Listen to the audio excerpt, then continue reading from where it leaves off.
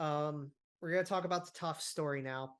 Yeah. And this is more or less I don't want to talk about Hockey Canada because there was a lot of huge Hockey Canada stuff that came out over the last few days.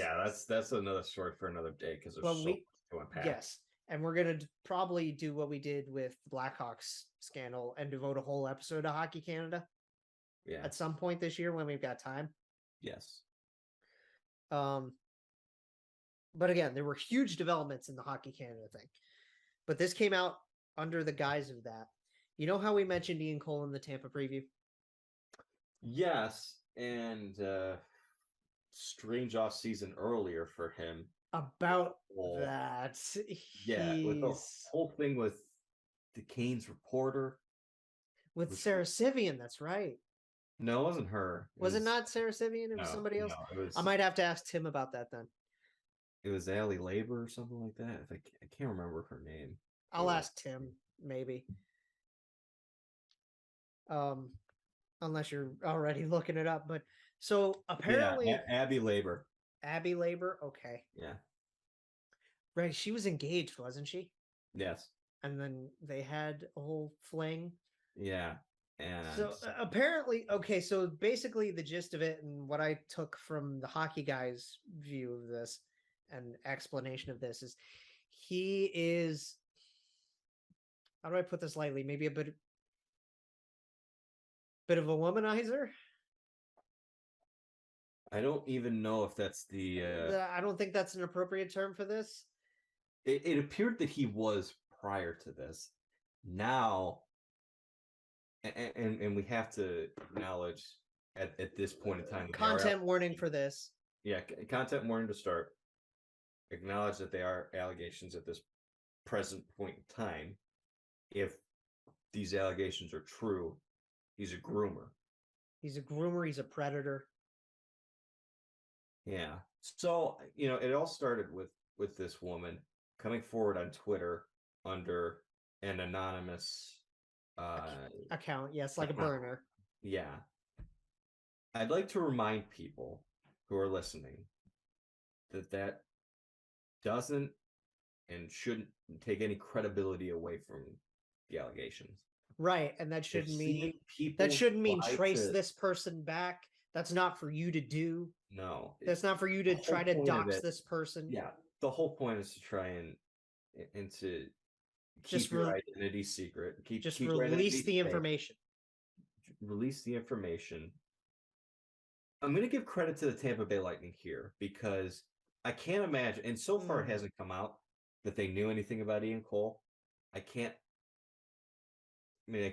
could see a scenario just because it's hockey where, they knew it and they signed him anyway. But so far it seems like that's not the case, which is a good thing. And they've acted very quickly on this. So under this, I'd like to give them credit for that. There's a league and a team investigation right now. He's been suspended. He's been suspended with pay.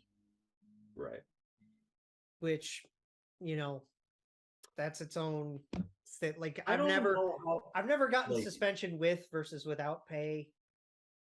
I don't know how to analyze that aspect of it. I think the reason that they do it with pay is because if it comes out that they can't find these to be true, that they don't have enough evidence, or if it's just flat out wrong, then then he comes back. I don't know how that works. I'm not 100% sure about that. My assumption would have been, like, if I were running them, it would be suspension without pay. And if you're clear, then I'll give you the money. Right, I will pay you back. Yeah, I don't know. I don't know how that works. Probably, I'm sure there's something legal about it. Yeah. I'd have to imagine that's the reason, but I can't myself define it at this present moment in time because this is very different. We've seen the thing with Kyle Beach. And, we got this thing going on with Hockey Canada, but we haven't had really any player get through, pushed out like this. Right. And presented in this light. This is the first time we've really ever dealt with this, right? With an active player? With an active player. Because we've seen, like, in the past, like, active players have to deal with, There's drug abuse. Domestic violence. There's been domestic violence. Yes, Slava Voinov is paramount Yes. in that example. We've had the things with Evander Kane, but I can't remember a hockey player, at least as long as I've followed the game, have this. Like a sexual assault grooming kind of thing. Yeah. Yeah. It's very new, at least for this league. And it's slimy. It's incredibly slimy. Ugh.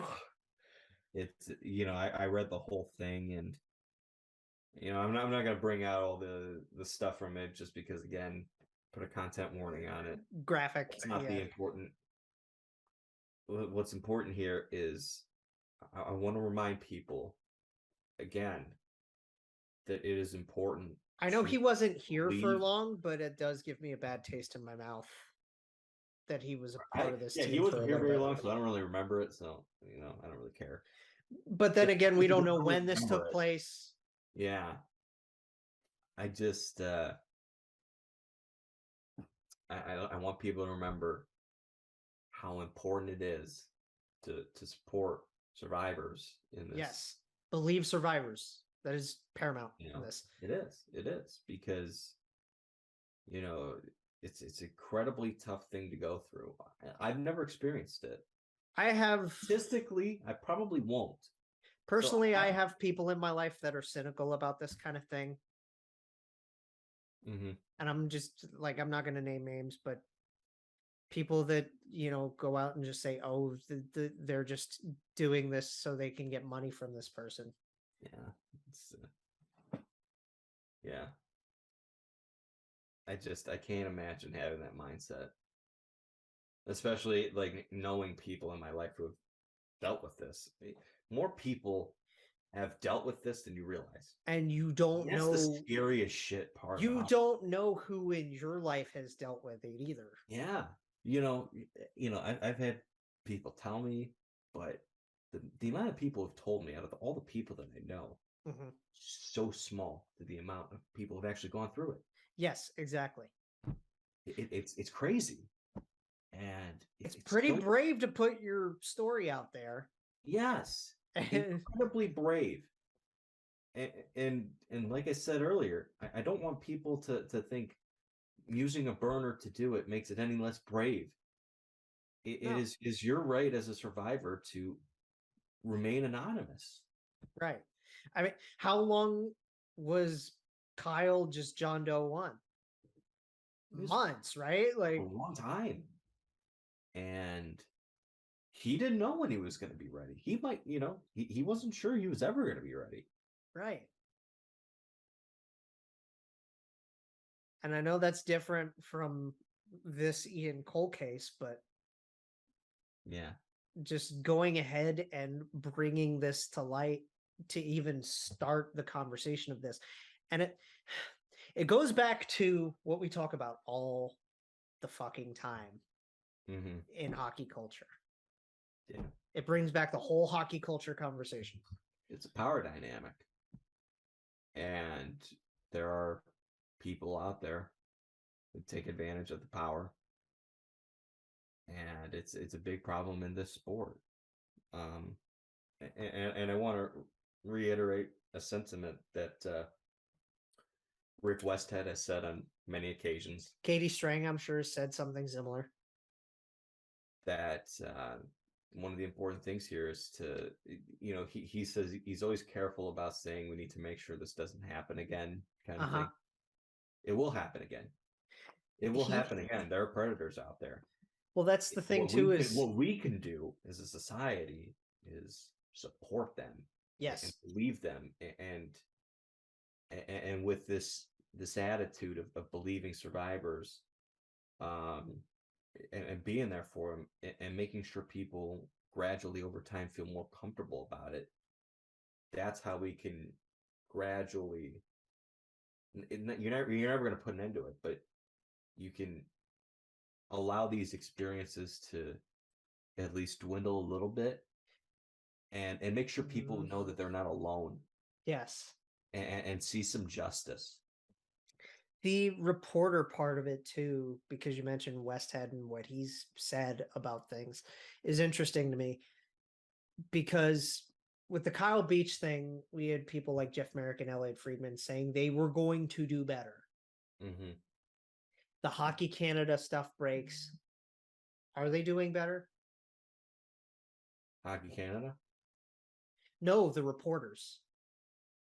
Oh, because I don't I haven't really think kept so. up with certain reporters, but that like people like Jeff and Elliot are trying, but they're not trying as hard as they should.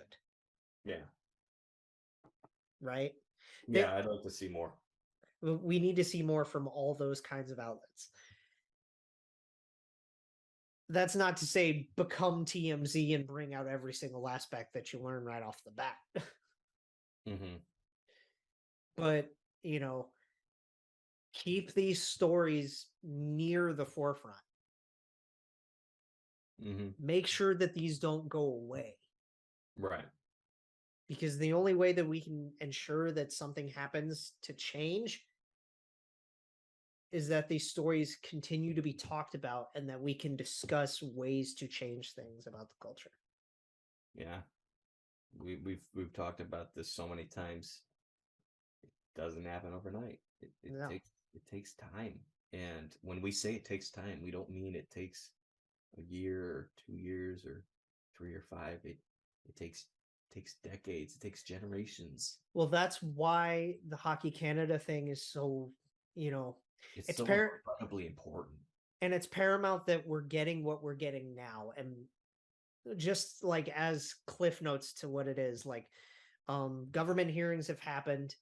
Government hearings happening, everybody's stepping down. Everybody's been stepping. Sponsors are officially severing ties. Big sponsors. Big, Canadian Tire. Bauer just released theirs.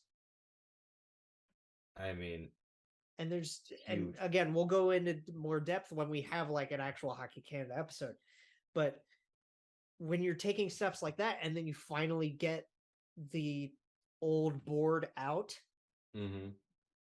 which we'll go into detail on that later. That's huge. That's a big step. But then it's the question of what's next. Right? Yeah. And what's next with Ian Cole? Well, they're going to continue the investigation. He's going to be, it's an indefinite suspension. Right? So we'll figure that out when more details come out, right? Yeah. I'm kind of half interested to see what the top is going to say, what Gary and them are going to say. Right.